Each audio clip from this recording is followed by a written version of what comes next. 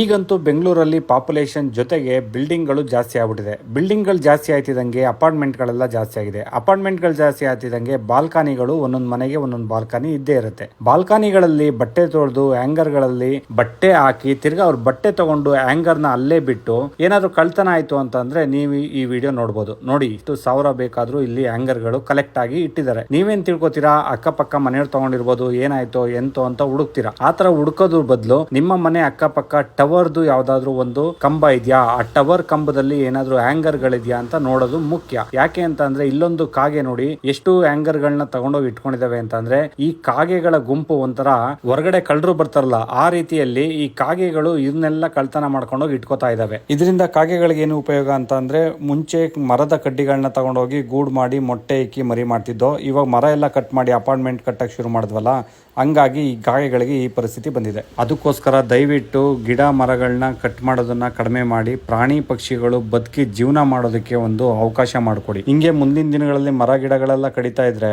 ಸತ್ತೋಗಿರೋರು ಊಟ ಹಾಕಿದ್ರೆ ಕಾಗೆ ಬಂದು ತಿನ್ಬೇಕು ಅಂತ ನಿಯಮ ಇದೆಯಲ್ಲ, ಅವಾಗ ಕಾಗೆಗಳನ್ನ ಬೇರೆ ಊರುಗಳಿಂದ ರಾಜ್ಯಗಳಿಂದ ದುಡ್ಡು ಕೊಟ್ಟು ಕರೆಸ್ಬೇಕಾಗತ್ತೆ ಅಂತ ಪರಿಸ್ಥಿತಿ ಬರುತ್ತೆ.